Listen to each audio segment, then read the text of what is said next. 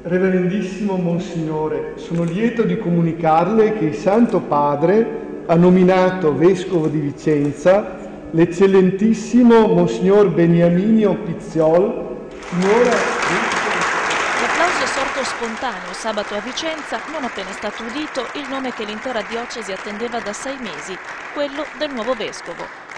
A guidare la diocesi iberica, dopo Cesare Nosiglia, sarà quindi, come in uno scambio tra due chiese sorelle, Monsignor Beniamino Pizziol, già vescovo vicario della diocesi Patriarcato di Venezia. È la nomina di un pastore nella maniera più normale e ordinaria che poteva avvenire. Questo a me sembra una cosa molto bella. È un fatto positivo, è un fatto buono, una risorsa che gli facilita il venire e l'inserirsi all'interno della nostra cultura, civiltà, della nostra Chiesa diocesana.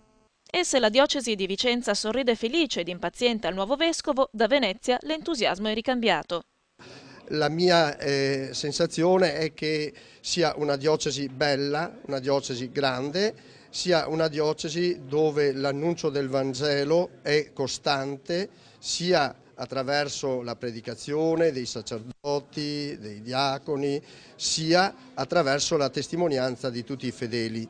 Quindi ho già il mio cuore, la mia mente lì a Vicenza. Ma anche i vicentini sembrano aver accolto con entusiasmo la nomina del nuovo vescovo. A mio parere la scelta è buona perché così è un vescovo che arriva da Venezia, quindi conosce il nostro territorio, è stato anche parroco, è stato assistente della FUCI, quindi credo una persona che pienamente si sa rapportare e stare con le persone. Siamo contenti di avere il vescovo e contenti di avere anche il vescovo Beniamino, nel senso che ci sembra che venga da vicino. L'abbiamo atteso con ansia, con preghiere e veramente siamo contenti, gli auguriamo ogni bene e che la sua pastorale sia